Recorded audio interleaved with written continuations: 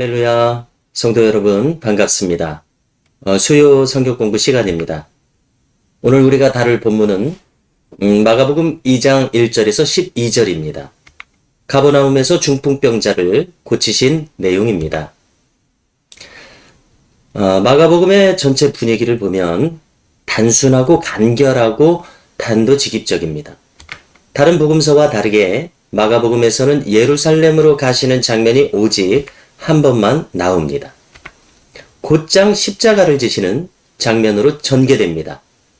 주님께서는 십자가와 부활을 3번 언급하신 후에 바로 십자가에 달리시게 됩니다.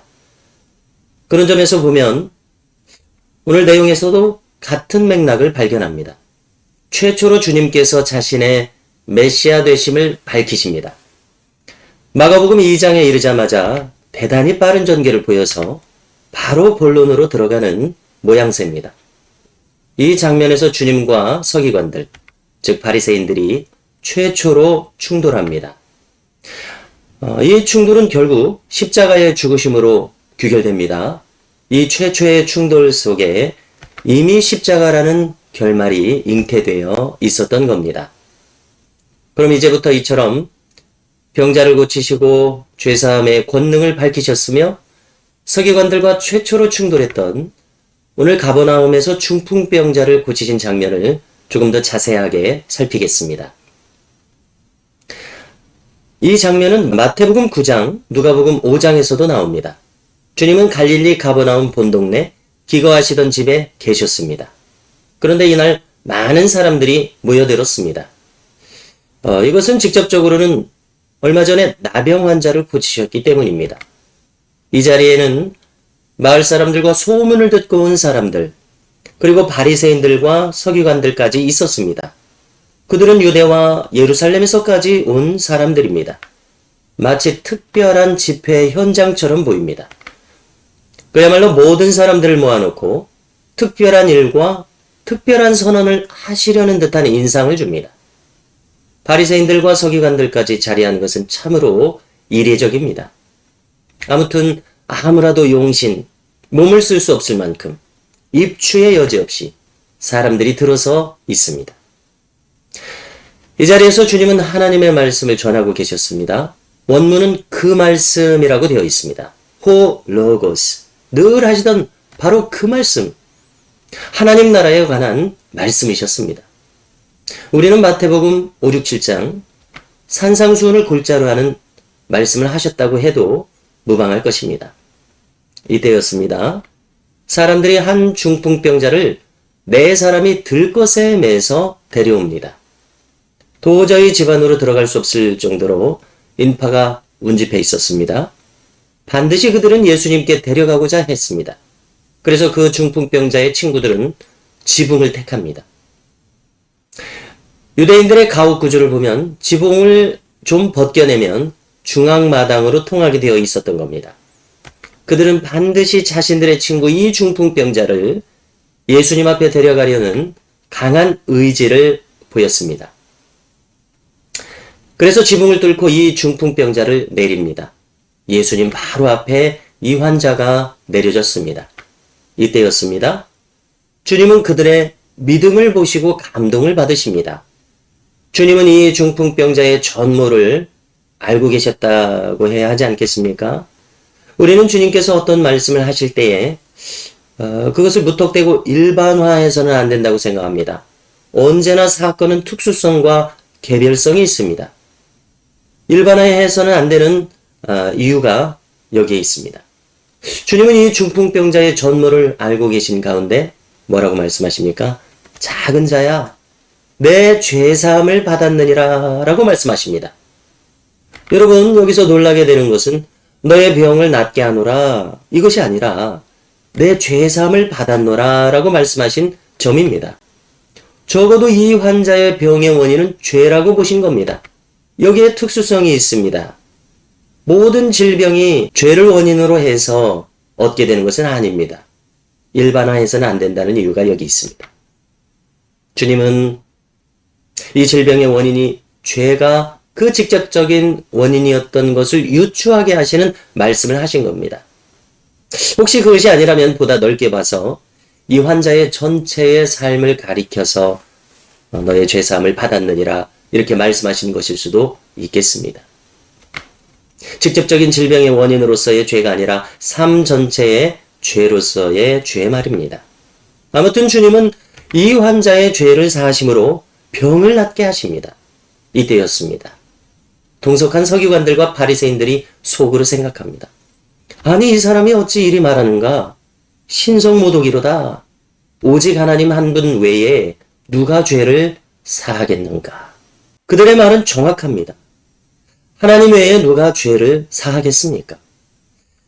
주님의 이 이례적인 발언에 대해서 저들의 반응은 당연한 반응입니다. 이때였습니다. 주님은 저들의 속마음을 간파하시고 말씀하십니다.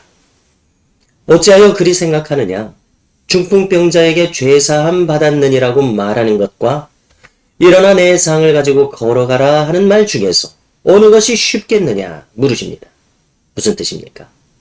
당연히 죄사함의 선언이 더 어렵습니다. 그러나 사람들은 체감상 눈앞에서 중풍병자를 일으키는 이 현실의 이적을 더 어렵게 생각합니다. 추상적인 죄사함보다는 불가능한 이적으로 보이는 이 현실에서 중풍병 환자가 눈앞에서 낫는 것, 이것이 더 어렵게 느껴집니다.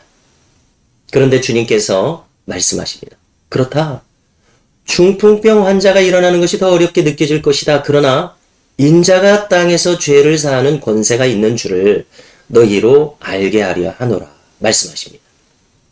분명 보다 쉬운 것이지만 불가능해 보이는 중풍병자의 낫게 되는 모습을 보이심으로써 죄사함의 권세도 있음을 분명하게 나타내시려는 의도이셨습니다.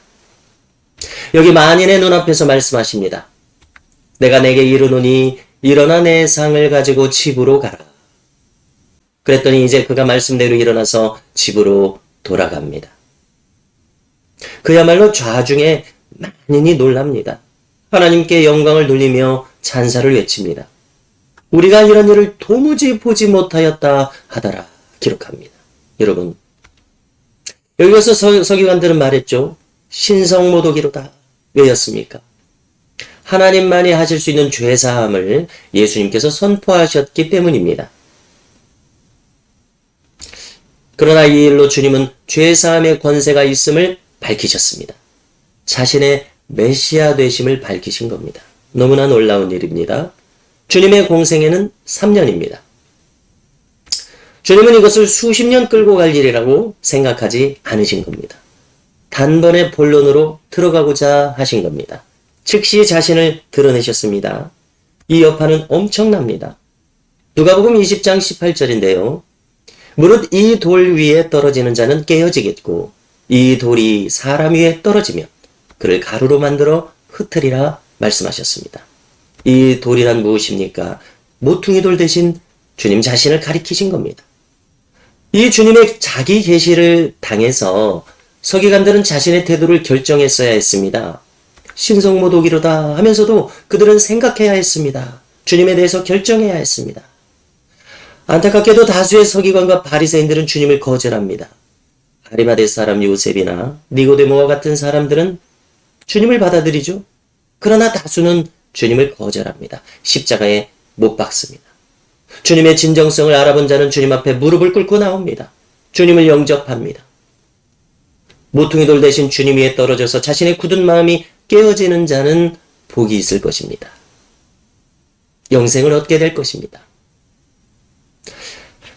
뉴욕에 거주하는 한 메시아닉 주 지도자의 간증을 들은 적이 있습니다. 메시아닉 주는 유대인으로서 성장하고 자랐으면서도 이제 예수 그리스도를 자신의 구주로 받아들인 분들, 이런 분들이 메시아닉 주라고 하지 않습니까? 그래서 이 메시아닉 주 지도자 한 분이 자신의 유대인 어머니에게 이사야서 53장을 읽어드렸습니다. 그랬더니 그 어머니가 말합니다. 얘야, 다 좋은데 신약 성경은 읽어주지 말거라. 구약 성경은 나에게 읽어줘도 좋다. 그러자 아들이 말합니다. 어머니, 이 구절들은 이사야서의 구절들입니다. 신약이 아닙니다. 이상하구나. 마치 그 구절은 예수 그리스도를 가리켜서 말하는 것 같구나. 그 구절이 이사야서 53장이라고? 이런 반응을 보였다는 이야기를 전하는데요. 여러분, 여기 이 서기관과 바리새인들, 그들은 주님의 신성과 만나게 되었을 이 시점에서 자기들의 마음을 결정했어야 했습니다. 마치 많은 군중들이 우리가 이런 일을 도무지 못하였도다 라고 말한 것처럼 말입니다. 성도 여러분, 우리에게 먼저 찾아오셔서 자신을 계시하시는 주님, 이 주님께서는 여전히 우리들에게 오셔서 여러 가지 모양으로 스스로를 나타내 주십니다. 주님 자신과 주님의 말씀을 받아들일 수 있는 은혜가 그때에 우리 모두에게 있기를 간절히 소망합니다. 이상으로 오늘 내용을 마치고자 합니다. 감사합니다.